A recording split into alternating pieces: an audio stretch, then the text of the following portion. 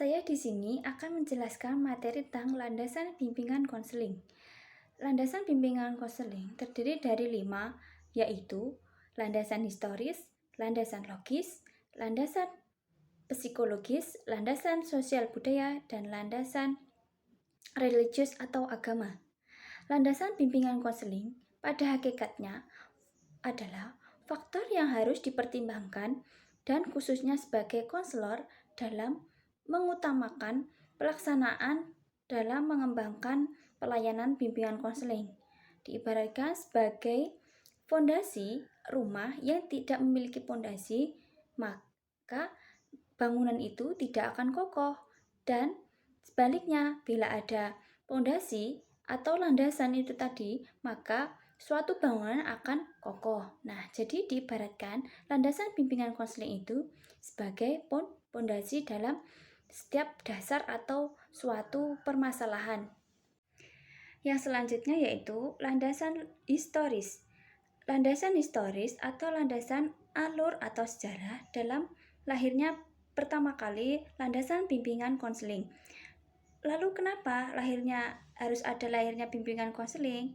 Nah, untuk itu, karena adanya suatu permasalahan atau pemahaman-pemahaman tentang atau pandangan-pandangan dalam pengangguran dan banyaknya orang yang tidak menemukan pekerjaan. Nah, dari masalah ini jadi timbullah atau munculnya bimbingan konseling untuk menyelesaikan suatu permasalahan dalam setiap individunya. Nah, jadi dari sini kita membutuhkan sekali adanya bimbingan konseling.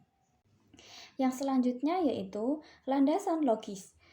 Landasan ini dapat memberikan arahan dan pemahaman khusus bagi konselor dalam melaksanakan setiap kegiatan bimbingan dan konseling yang lebih bisa dipertanggungjawabkan secara logis, etis, dan estetis.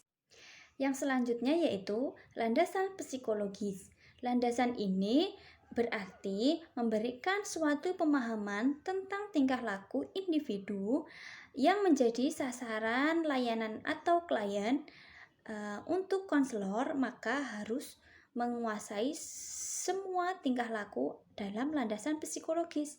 Nah, karena setiap klien itu memiliki sikap yang berbeda-beda, jadi harus menguasai setiap psikologinya. Yang selanjutnya yaitu landasan sosial budaya. Di Indonesia terdapat 37 provinsi yang memiliki budaya yang berbeda-beda. Maka, landasan budaya ini dirasa sangat penting dalam bimbingan konseling.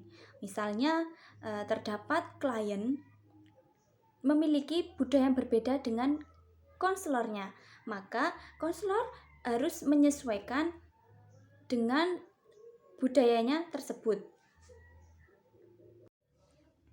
Yang selanjutnya yaitu landasan religius atau agama, memiliki 3 poin. Yang pertama, meyakini bahwa manusia dan alam semesta ini adalah makhluk ciptaan Allah. Sudah dijelaskan atau dicatat dalam sila pertama Pancasila yang berbunyi ketuhanan yang Maha Esa. Poin yang kedua yaitu sikap yang mendorong perkembangan dan kehidupan manusia dalam berjalan sesuai dengan kaidah agama. Contohnya, konselor dalam menghadapi klien maka harus menyesuaikan dengan kaidah-kaidah agama dan harus berhati-hati dalam menghadapi kliennya yang berbeda agama. Poin yang ketiga yaitu upaya yang memungkinkan berkembangnya suatu manfaat secara optimal dalam membentuk pemecahan masalah individu. Contohnya, konselor menghadapi klien yang memiliki masalah kepada kedua orang tuanya. Maka, sebagai konselor harus memberikan arahan ke religius atau keagamaan. Nah, misalnya seperti ini, ridhonya Allah itu tergantung dengan ridhonya orang tua. Maka setiap apapun pekerjaan atau akan melangkah suatu pekerjaan itu harus disertai dengan ridhonya orang tua. Nah, jadi seperti itu.